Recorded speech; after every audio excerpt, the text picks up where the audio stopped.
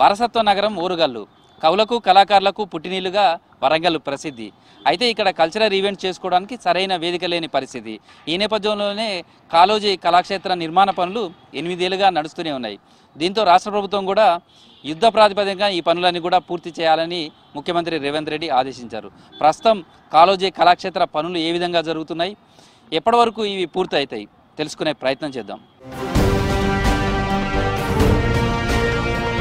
కాకతీయ వారసత్వంగా ఉన్న వరంగల్ నగరంలో కవులు కళాకారులకు ఒక వేదిక కావాలనేది చాలా ఏళ్ళుగా ఉన్నటువంటి డిమాండ్. ఈ నేపథ్యంలోనే రాష్ట్రం వచ్చిన తర్వాత 2014లో ఇక్కడ హన్మకొండ బాలసముద్రంలో కాళోజీ కళాక్షేత్రానికి అప్పటి ముఖ్యమంత్రి కేసీఆర్ శంకుస్థాపన చేశారు. అయితే శంకుస్థాపన చేసిన తర్వాత 2 ఏళ్లకు 2016లో టూరిజం డిపార్ట్మెంటు ఈ నిర్మాణ పనులకు సంబంధించి కూడా ప్రారంభించింది. హైదరాబాదులో రవీంద్ర భారతికి మించి ఇక్కడ కల్చరల్ ఈవెంట్స్ చేసుకునే విధంగా కూడా ఒక వేదికను ఏర్పాటు చేయాలని చేశారు. దీనికి సంబంధించిన 3 విభాగాలుగా ఉండే విధంగా కూడా కళాకారులకు సమ్మేళనాలు, సాంస్కృతిక కార్యక్రమాలు, కవులకు వేదికగా ఉండే విధంగా ఉండాలి, అన్ని రకాల సౌకర్యాలు ఇందులో పొందుపరిచే విధంగా కూడా ఉండాలి అనేది మొదట ఒక డిజైన్ చేశారు. ఆ తర్వాత మళ్ళీ రివైజ్ చేశారు. మొదట దీన్ని 50 కోట్ల రూపాయలతోటి ఈ నిర్మాణ పనులను 2016లో టూరిజం డిపార్ట్మెంటు ప్రారంభించింది.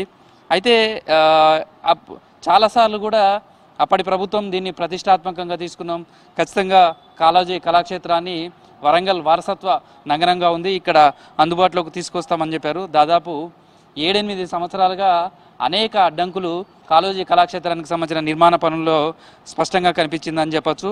అయితే ఇది హైగ్రీవాచారి మైదానం అంటారు, ఇది హైగ్రీవాచారి గ్రౌండ్. ఇందులో దాదాపు 4.5 ఎకరాలలో ఈ నిర్మాణ పనులకు సంబంధించి కూడా 50 కోట్ల రూపాయలతోటి నిర్మాణం చేపట్టాలని మొదట ప్రాతిపదికన చేశారు. దానికి తగ్గట్టుగా డిజైన్లు రూపొందించారు. అయితే నిధుల కొరతతోటి పర్యాటక శాఖ ఈ పనులను పూర్తి స్థాయిలో చేయలేకపోయింది. కొన్ని సంవత్సరాలు ఆగిపోయాయి, మళ్ళీ స్టార్ట్ అయ్యాయి, మళ్ళీ నిధులు విడుదల కాకపోవడం, మళ్ళీ ఆగిపోవడం, ఇలా అనేక సందర్భాలలో కూడా ఈ పనులు కొనసాగుతూ వచ్చాయి. 1000 మంది సామర్థ్యం గల ఆడిటోరియం కావచ్చు, తర్వాత గ్రంథాలయం, వేడుకల కోసం మందిరం, ఆర్ట్స్ గ్యాలరీ లాంటివి నిర్మించే క్రమంలో దీనికి నాణ్యత విషయంలో కావచ్చు, ఇది ఏ విధంగా ఉండబోతుంది, దీని నిర్మాణం ఎట్లా ఉంటుంది అనేది మళ్ళీ మొన్న కొత్తగా వచ్చినటువంటి రాష్ట్ర ప్రభుత్వం ఎన్ఐటీకి సంబంధించినటువంటి వాళ్ళకు దీని మీద ఒక ఎంక్వైరీ కోసం ఒక కమిటీ వేశారు. ఎన్ఐటీ దీని మీద పరిశోధన చేసి అది ఎన్ఐటీ ఇంజనీర్లు కూడా ఒక నివేదిక ఇచ్చారు. ఆ నివేదికలో కూడా కొన్ని లోపాలను కూడా వాళ్ళు ఎత్తి చూపారు.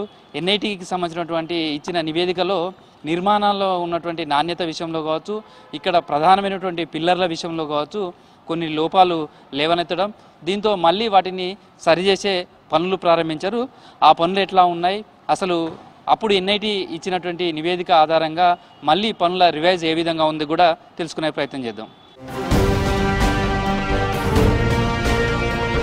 ఎన్ఐటీ సివిల్ ఇంజనీరింగ్ డిపార్ట్మెంట్కు సంబంధించి కూడా కొన్ని లోపాలను ఎత్తి చూపింది. ఆ లోపాల అనుగుణంగా కొన్ని పనులను చేపట్టడం, తర్వాత మొదట్లో ఇచ్చిన డిజైన్ మార్పులు, వీటన్నిటి కారణంగా కూడా ప్రస్తుతం కాళోజీ కళాక్షేత్రం 50 కోట్ల నుంచి 75 కోట్ల రూపాయల వరకు కూడా మారింది.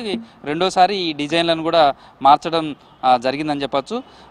నిర్మాణంలో అనేక లోపాలు ఉన్నాయనేది గుత్తేదారులు కూడా, అంటే ఇప్పుడు కాంట్రాక్టర్లకు సంబంధించి కూడా సరైనటువంటి ప్రామాణికాలు పాటించలేదు, నాసిరకంగానే నిర్మించారనేది అప్పుడు ఎన్ఐటీ సివిల్ ఇంజనీరింగ్ విభాగం కూడా ఒక నివేదిక ఇచ్చింది.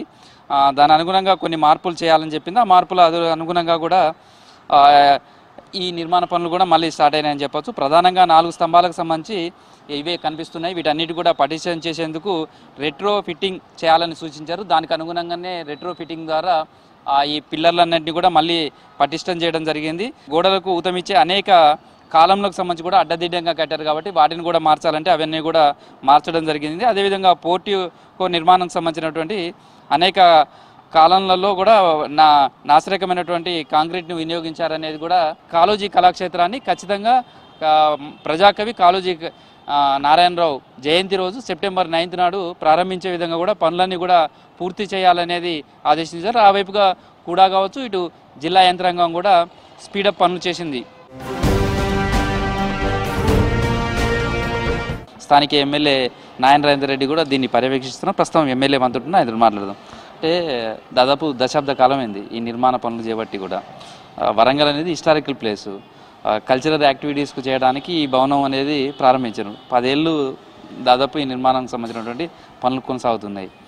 సెప్టెంబర్ 9th అనేది మళ్ళీ ముఖ్యమంత్రి టార్గెట్ పెట్టారు మొన్నటి రివ్యూలో. అసలు రివ్యూలో ఏం జరిగింది, కాళోజీ కళాక్షేత్రానికి సంబంధించినటువంటి పనుల మీద ప్రోగ్రెస్ ఎలా ఉంది సార్? గతంలో 3 నెలల బిఫోర్ పార్లమెంట్ ఎలక్షన్స్ అప్పుడు ఇన్ఛార్జ్ మినిస్టర్ శ్రీనివాస్ రెడ్డి గారు సెక్రటరియట్లో సీతక్క గారు, కొండ సురేఖ గారు, నేను నలుగురం కలిసి 3-4 నెలల కింద రివ్యూ పెట్టడం జరిగింది. దీని మీద గతంలో నాణ్యత లేకుండా, ఓ ప్లానింగ్ లేకుండా ఇష్టం వచ్చినట్టు కడితే దాని మీద ఇచ్చేసి అడిషనల్గా 18 నుంచి 20 కోట్ల రూపాయలు మళ్ళీ దీన్ని డ్రా చేసుకొని తీసుకునేది వ్యవహారం జరిగింది. ఇలా అవకతవక జరిగింది. దాన్ని మళ్ళీ పిల్లర్ స్ట్రాంగ్ చేసి దాన్ని ఇచ్చేసి ఆర్ఎస్సీ నుంచి పిలిచి కూడా వాళ్ళు ఇచ్చేసి అంతా చేసి మళ్ళీ దాన్ని కాడికి తీసుకురాగలిగింది. కానీ స్థాయికి మించిన వనరులను వాడుకోవటం జరిగింది. దాని మీద విచారణ చేయమని చెప్పి కూడా ఇన్ఛార్జ్ మినిస్టర్ శ్రీనివాస్ రెడ్డి గారు ఆదేశించడం జరిగింది.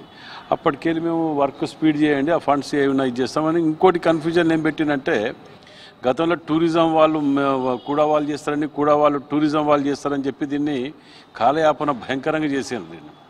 సో ఆ మీటింగ్లో కన్క్లూజన్కి వచ్చేసి నథింగ్ డూయింగ్, అది కూడా వాళ్ళే చేస్తారు, కూడా వాళ్ళకి వదిలేయండి, దాని గురించి ఎవరు ఇంటర్ఫియర్ కాకుండా క్లియర్గా ఇన్ఛార్జ్ మినిస్టర్ చెప్పినప్పటికీ కూడా వాళ్ళ పర్యవేక్షణలో పూర్తి స్థాయిలో స్పీడప్ పెరిగింది వర్క్. మొన్న సీఎం గారు వచ్చినప్పుడు దీని మీద చూసి ఇంకెన్ని రోజులు నడుస్తుంది ఇట్లా, నిధులు వనరులు కూడా కొన్ని అక్కడ ఫైనాన్షియల్ కాడ ఆడ కొద్దిగా ఇబ్బంది ఉండేది, వాటిని కూడా ఇమీడియట్ సీఎం గారు, చీఫ్ సెక్రటరీ గారు, ఇన్ఛార్జ్ మినిస్టర్లు అందరి సమక్షంలో సెప్టెంబర్ 9th ఓపెన్ చేయవలసిందే, ఎనీ కాస్ట్ వార్ ఫుట్ మీద దీన్ని పనిచేయండి అని చెప్పి క్లియర్ ఇన్స్ట్రక్షన్స్ ఇవ్వడం జరిగింది. సెప్టెంబర్ 9th ఓపెన్ కాబోతుంది. అయితే దీనికి ఫస్ట్ ఉన్నటువంటి డిజైన్ కానీ ఆ తర్వాత కొంత మార్పులు చేశారు, తర్వాత మళ్ళీ చేశారు. ఇప్పుడు చూస్తే ఎందుకు ఇన్ని మార్పులు చేయాల్సి వచ్చింది? తర్వాత ఎంతమంది ఇక్కడ ఆడిటోరియంలో ఉండడానికి కావచ్చు, లేకపోతే కల్చరల్ ఈవెంట్స్కి కావచ్చు, లేదా థియేటర్కి సంబంధించినటువంటి వాళ్ళ ఆర్ట్ థియేటర్కి సంబంధించి కావచ్చు, ఇవంతా కూడా ఎట్లా ఉండబోతున్నాయి, ఎట్లా ఉంది? చూడండి, గతంలో దానికంటే పెంచడం అంటే స్లాబ్ ఏరియా పెరిగింది అనుకోండి, ఏసీ సెంట్రల్ ఏసీ ఆ ఏరియా పెరుగుతుంది, ఫ్లోరింగ్ ఏరియా పెరుగుతుంది. ఇవన్నీ పెరగటం అధనితకరమైన గతం కంటే ఇంకా మంచిగా చేయాలనే ఉద్దేశంతో, కట్టేదేదో మంచిగా చేయాలనే ఉద్దేశంతో, లేటెస్ట్గా అంతా ఉండాలనే ఉద్దేశంతో చేయడం జరుగుతున్నది. అప్పటికిప్పటికీ అదనంగా అంటే స్టార్ట్ చేసినప్పుడు మళ్ళీ మీరు రివైజ్ చేసిన తర్వాత అదనంగా వచ్చే సౌకర్యాలు కావచ్చు, లేదా సెప్టెంబర్ 9th దీన్ని ఇనాగ్రేషన్ చేసే విధంగా స్పీడప్ చేసే విధంగా ఎట్లా చేస్తున్నారు? ఇప్పుడు ఏమున్నదండి, డబ్బులు ఫస్ట్ ఫైనాన్షియల్ ప్రాబ్లం కూడా, ఫైనాన్షియల్ ప్రాబ్లం క్లియర్ అయినాక అన్నీ వచ్చేస్తాయి. దీంట్లో లేబర్ని వేస్తారు, కాంట్రాక్టర్ కూడా అరే నాకు ఫండ్స్ అతను టైట్ ఉన్న ఫండ్స్ వచ్చినప్పుడు అతన్ని స్పీడ్ పెంచి అన్ని తెప్పించుకొని చేస్తుంటాడు కాబట్టి దాన్ని స్పీడ్ పెంచుతారు. దాన్ని మనం ఒకటి క్లియర్ చేయాలంటే బిల్లులు వస్తలేవనో, లేకపోతే గతంలో కూడా వాళ్ళని టూరిజం వాళ్ళని కూడా ఈ కాలయాపన చేసి నిధులు ఇవ్వకుండా కాంట్రాక్టర్ చేయబట్టి ఎట్లా చేస్తాడు? వాళ్ళ కమిషన్ల కాడికి వాళ్ళు చూసుకున్నారు తప్ప గత ప్రభుత్వంలో ఇప్పుడు ఏం చేయలే. ఇప్పుడు వచ్చే వరకు ఏమవుతుంది, ఇప్పుడు అంత క్లియర్ దాన్ని ఎవరు కాంట్రాక్టర్ తెలియదు, మాకు ఎవరు ఏదో కూడా తెలియదు, ఎవరి పనులు వాళ్ళు, మాకు టార్గెట్ టెండర్ పిలిచినాం, దీనికి ఇచ్చినాం, దీని ప్రకారం చేయాలి, ఆ సిస్టంలో పోతున్నాం కాబట్టి స్పీడ్ పెరిగింది. ఇక్కడ ఉన్నటువంటి వరంగల్ వాసులకు ఈ కళాక్షేత్రానికి సంబంధించినటువంటి ఇష్యూ మీద సెప్టెంబర్ 9th మీరు చెప్తున్నది, అది దాని మీద మీరేం చెప్తారు? గత దాని మీద విచారణ చేయమని చెప్పి ఇన్ఛార్జ్ మినిస్టర్ గారు చెప్పటం, ఆ చిన్న చిన్న విషయాల్ని సీఎం దృష్టి దాకా తీసుకుపోయేటి కావు. ఇన్ఛార్జ్ మినిస్టర్ గారు చెప్పిన అధికారులను ఆదేశించడం జరిగింది. వాటి మీద విచారణ కూడా కొనసాగుతున్నది. ఇక గతంలో ఏ చిన్న పని చేసినా దానికి ఇది ₹1 పెడితే ₹10 ఆశించి పెట్టుకొని చేసినవి తప్ప వాటి మీద ఇది కనుక వాళ్ళు చిత్తశుద్ధి ఉంటే 8-9 ఏళ్ళు పడుతుంది ఆ కళాక్షేత్రం కట్టడానికి. మీరు 2 ఏళ్ళని ఇల్లు కడుతూ సెక్రటరియట్ కడుతూ కానీ కాళోజీ నారాయణ మీద ఏ స్థాయిలో ప్రేమ ఉంటుంది మీ దగ్గర? వారి జయంతికి వర్ధది దండలేసే దిక్కు దివానా లేరు. 3-4 ఏళ్ళకి వెళ్ళలే. మొదటిసారి వచ్చినప్పుడు మొన్న చూసిన ఫస్ట్ టైం వేస్తాను వాళ్ళు. మేము కమిట్ అయి ఉన్నాం, సెప్టెంబర్ 9th అంటే 9th ఓపెన్ చేస్తున్నాం. మీరు చూడండి, వాళ్ళు ఎవరో డేట్లు, మేము ఇప్పటివరకు ఎన్నడూ కూడా డేట్లు ఇచ్చి మిస్ కాలే. కాళోజీ కళాక్షేత్రానికి సంబంధించి ఖచ్చితంగా సెప్టెంబర్ 9 నాడు కాళోజీ జయంతి రోజు ఈ కళాక్షేత్రాన్ని ప్రారంభిస్తాం, ప్రజలకు అందుబాటులోకి తీసుకొస్తామనే ధీమానైతే ఎమ్మెల్యే నాయన రాజేందర్ రెడ్డి వ్యక్తం చేస్తున్నారు. వీడియో జర్నలిస్ట్ కాంత్ కుమార్తో కృష్ణమోహన్, V6 న్యూస్, వరంగల్.